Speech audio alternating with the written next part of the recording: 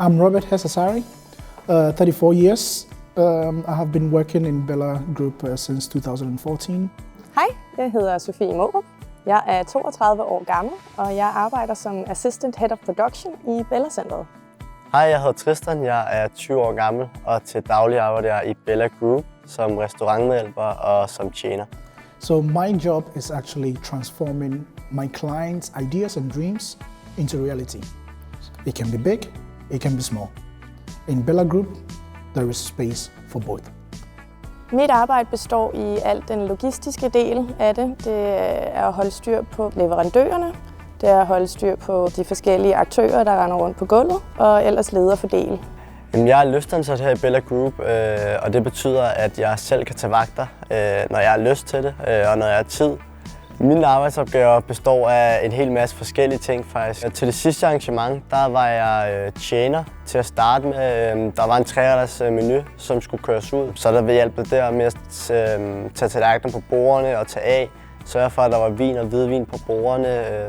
Og så stod også i baren. Så ja, det er meget forskelligt. I'll be having a lot of meetings, a lot of phone calls, emails. And what actually drives me is when the clients are in-house and then they see all the transformation that we have made. That effect actually drives me to even go further as an employee. Det bedste ved at arbejde i Bella Group, det er helt sikkert, at det er et levende hus. Der er ikke en dag, der er ens. Det sidste store arrangement, vi havde i Bella Centret, det var en stor fest for en kunde, der kommer igen og igen. Vi startede med at sætte 5.500 stole op i en hal, hvor de havde et briefingmøde først. Så havde vi sat 5.500 stole samt borde op til bespisning inde i en anden hal, hvor de så rykkede over derefter. Så pillede vi den første hal ned. Så rykkede de tilbage igen, efter vi havde sat en fest op. Så pillede vi ned der, hvor de havde siddet og spist, og så var der ellers bare fuld gang i festen. One of our core values is actually one team. We as a house depend on each other, from the planner to the production staff to actually the architect drawing the plans, and then the waiters actually executing what has been planned.